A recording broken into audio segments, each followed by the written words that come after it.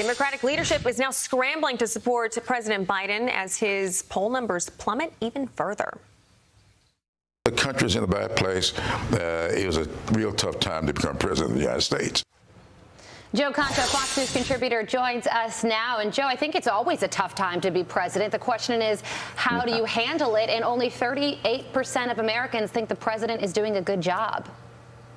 Yeah, Carly, these numbers are horrific for Mr. Biden because no president has suffered a larger approval rating drop at the start of his term since World War II than this president. Wow. And the reasons are tenfold. All right, let me see if I can reel them off. High inflation, out of control spending, supply chain crisis, worker shortage, exploding gas prices, violent crime unabated in American cities, a U.S. border crisis, the prospect of paying those who entered this country illegally hundreds of thousands of dollars, hundreds of Americans still left behind in Afghanistan, Democrats seen as anti-parent on the education front.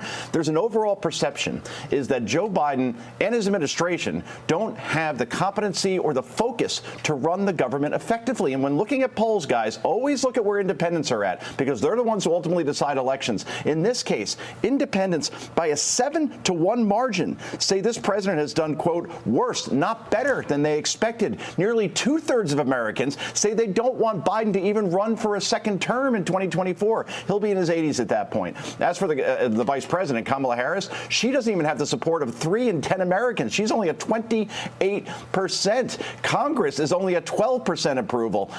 In a hypothetical matchup, I'll leave it here because, boy, there's a lot to go through in this poll. Donald Trump would beat Joe Biden by 4 points, 44 to 40%. But remember, that's a national poll. That's a popular vote thing. In the states that matter, Virginia, Georgia, Florida, Arizona, Nevada, Wisconsin, Ohio, Michigan, Pennsylvania, Biden is underwater by double digits. Again, horrific for the president. Yeah. Okay, so when you're talking about those poll numbers, would you say 11 or 12% for Congress and then mid-30s for Biden and then 28 for Kamala Harris? You know, they're praising that $1.2 trillion infrastructure package, that bill that they passed. Is that anything to really be praising about? Do you think they think that's going to help their approval ratings? I think people want, in general, yeah, we want our roads and our bridges and rail and power grids fixed, Ashley. I think then the problem is, okay, how are we going to pay for this is a problem. And then that's only one part of the bill. That's the BIF, the bipartisan infrastructure bill. People can get behind that to a certain extent. It's when we get to the second bill, the human infrastructure part, where I think they're going to be running into some problems because, again, they haven't explained how it's going to be paid for. And these are the type of things, by the way, that people won't feel for a long time. In other words, when your road, your bridge, your power grid gets fixed, that takes years. People are now feeling right now the effects of inflation or the supply chain crisis or rising crime in American cities or even in their towns. And that's why this president is in serious trouble. This party is in serious trouble when we get to 2022 in the midterms, where it's looking like a red tsunami right now. Vice President Kamala Harris is heading to France today for Armistice Day, which commemorates the end of World War I. And while she's there, she's going to partake in a conference on how to make things better in Libya. And that would then be a conference essentially addressing illegal immigration and how to prevent illegal immigration in Europe, Joe. But she's avoiding that topic here at home.